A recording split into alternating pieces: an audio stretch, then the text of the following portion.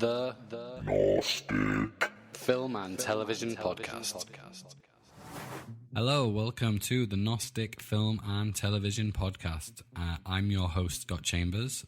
Today's show, we will be looking at the film The Adjustment Bureau.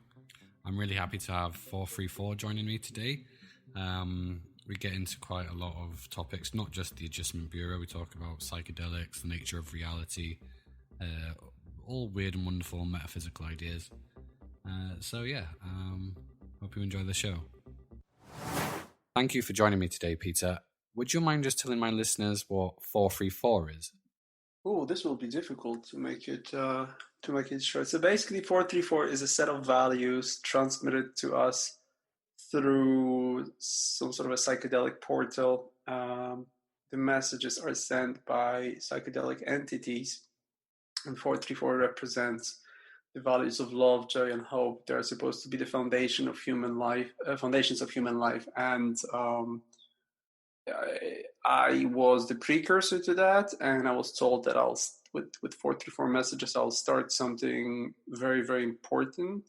And it looks like it's slowly happening. So people are subscribing to this, I wouldn't say ideology, I would say the truths, the psychedelic truths, outer dimensional truths about what human life is and who we are as those, physical beings in this reality.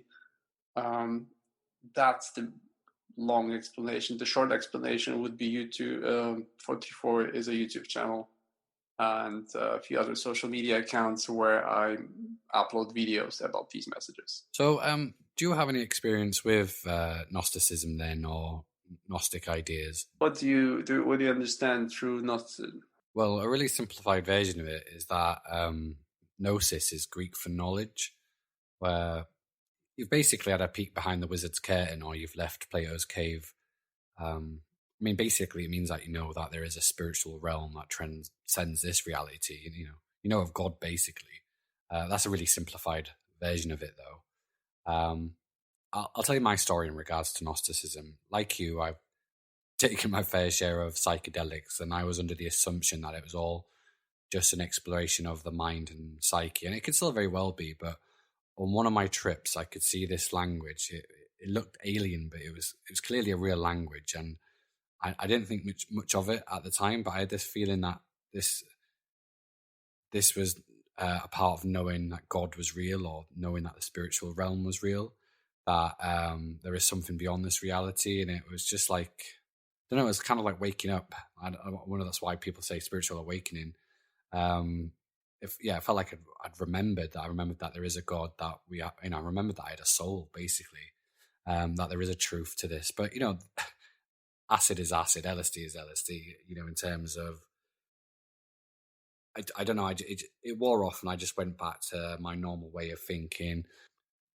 I just went back to, baseline reality, just, back to normality. But just out of pure synchronicity, there was a video on YouTube that just came on in regards to Gnosticism, and it started talking about all weird and wonderful stuff like the Nag Hammadi library, and it showed these ancient texts, and I recognized the language on these texts was the same language I saw on my trip. Now, I've never even heard of Gnosticism before this, and yeah, you could make the argument that I might have had that language in my subconscious, but I started reading up about Gnosticism, and as you can imagine, I freaked the fuck out. I felt like I was a character in a Lovecraftian fiction.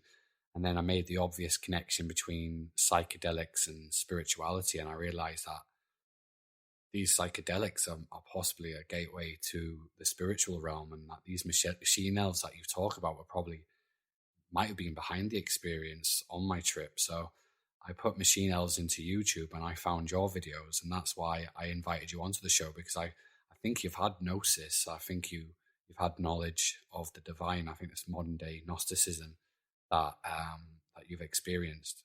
Recording these videos, people have been coming to me and saying what kind of a label they want to use for what I do and what I have experienced. And there's a lot of them. There's a lot of things that people will say that what I experience actually is.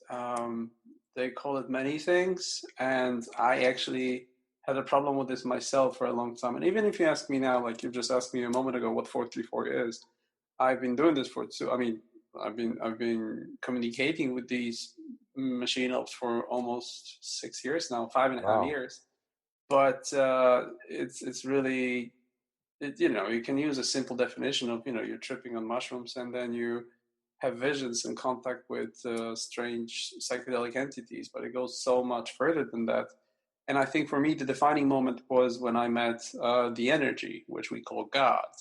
That was the most out of ordinary experience of my trips, and that was when I learned about what it is that our reality is made of, what governs it, and everything related to it. But machine elves told me that they're actually part of the energy. They're part of the creator, and well, actually, they don't call them the creator. They call them the energy. They always find it amusing that we call it God, and how many names we have for this energy. And they say that you don't understand that it's just one energy. There's no different types of gods, and you're arguing about this makes very little sense. So it's very interesting to see how we're basically wrong about the whole thing, how human we are about this. And to make things more interesting, I was supposed to actually upload a video about Christianity today and the human definition of God, and I didn't make it, so I'll upload it tomorrow. But it's exactly what I wrote a video about. It's how Christianity differs from the teachings of Machine Elf, because Machine Elves made it super easy for everybody to understand without any culty, any religious undertone. They just basically explain what it is in simple English with very simple words and very simple visions. Well, no, the visions are not simple, but the translation of the vision is quite simple. And they made it clear that it's just one energy that controls everything. It's manifesting in vibrational frequency, and depending on what you want to tap into, whether you want to tap into low frequency or high vibrational frequency, that's the type of experience you'll have in life. And if it's high vibrational frequency, then you're getting closer to the divine.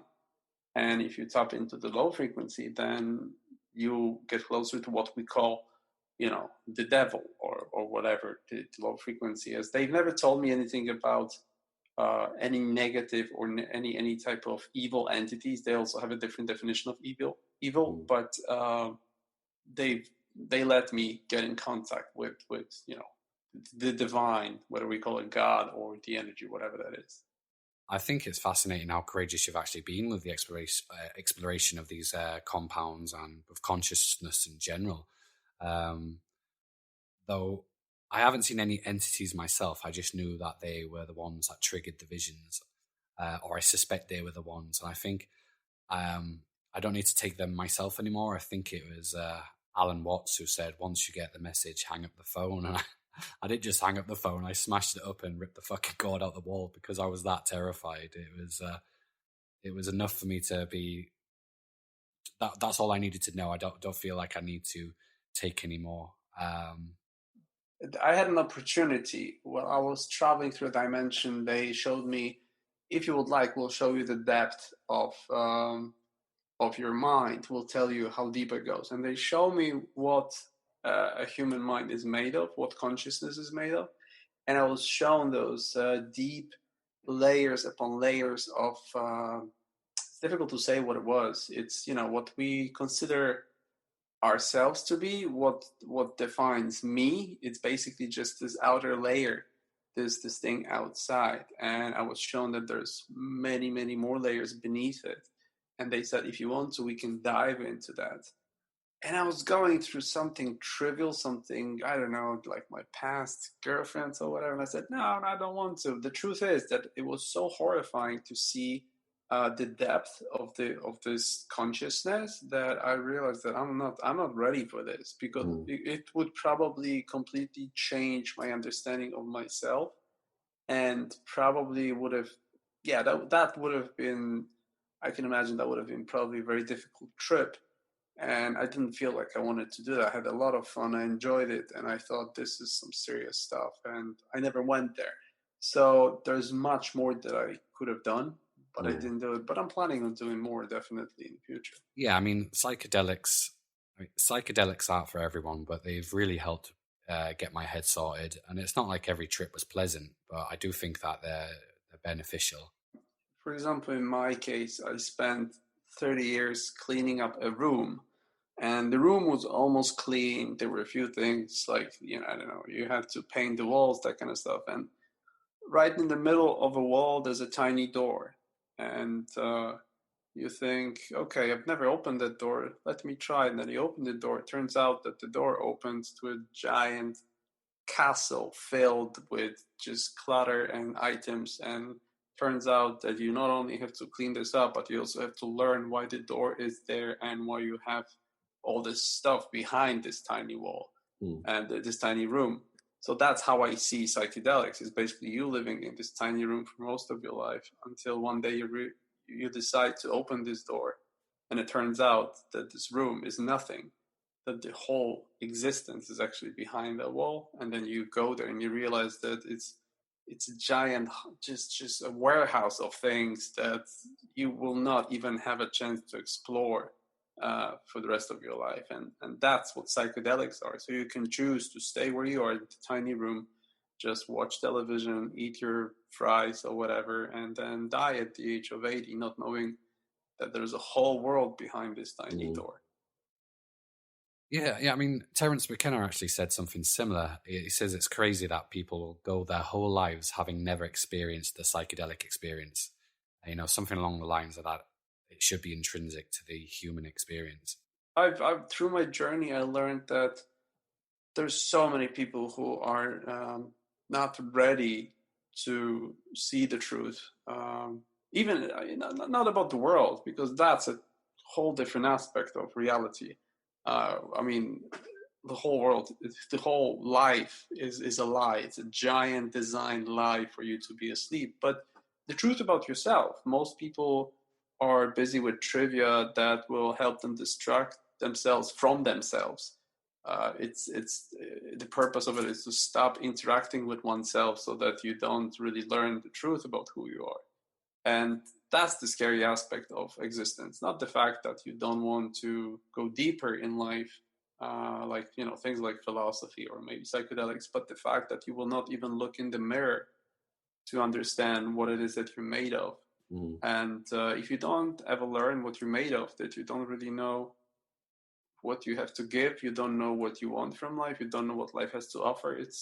That's the true drama. That's the true tragedy of actually people being asleep. That it's a waste of a very precious life. And Machinel's made it clear that this existence is very precious because it's rare. Apparently, to get here to this state, it takes a lot of effort, and it's a privilege. It's a very precious existence, and we waste it on worry and fear and things that are very human to us and make very little sense. But what can you expect from an existence where you don't remember where you came from and you don't know where you're going to? It takes a lot of courage actually to try and get yourself out of this. But the reward for this courage and for having the guts to actually do something that allows you to see behind the curtain is so absolutely rewarding that everybody should do this. It's just that not everybody has the tools, the mental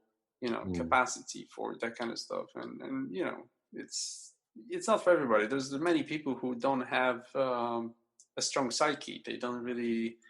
The things I've seen, the things I've experienced, I mean, an average person, it always brought me on the edge of sanity. So I can imagine an average person, it would probably devastate them. And then I said, there's a video I made called Dangers of Magic Mushrooms. Yeah, that video, that reminded me of some traumatic memories of a similar trip that I had. Not to the extent that you experienced it, but some of the things that you said in that video I've experienced. I'm describing this in my book. I dedicated one chapter to this where I said, look, you need to think 5 times before you actually decide to take psychedelics, because your life could end now, not in a sense that you stop living. It's just that Yeah. your life that you think you have is gone. There's no turning back. It's like literally